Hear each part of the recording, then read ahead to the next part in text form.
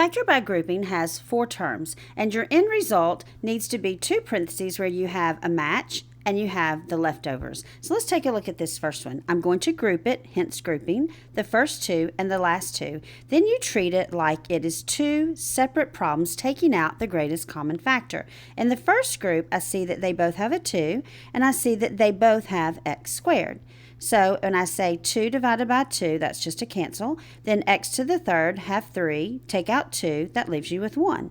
Plus 2 goes into 20, 10 times. You have an x squared, but you take out an x squared. Plus, in the second group, the greatest common factor is a 5. So the 5's cancel, bring down your x. 5 goes into 50, 10 times.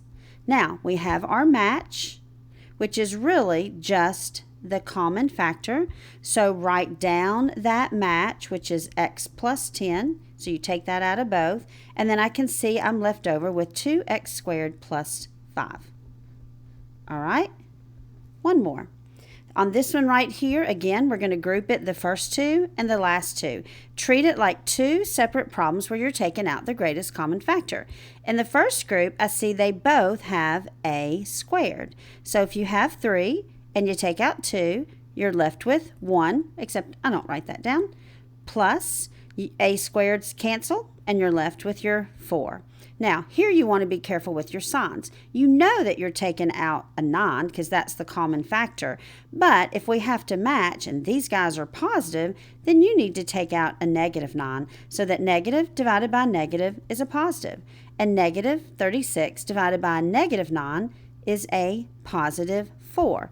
And then I have my match, which is, again, just the common factor. So take out your match, a plus 4. And then your leftovers, after you take that out, is a squared minus 9.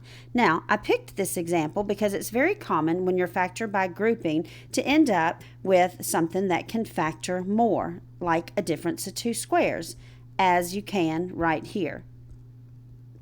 So when you factor a difference of 2 squares, recall, what do I square to get that? A and A. What do I square to get that? 3 times 3. Then I need a plus, and I need a minus.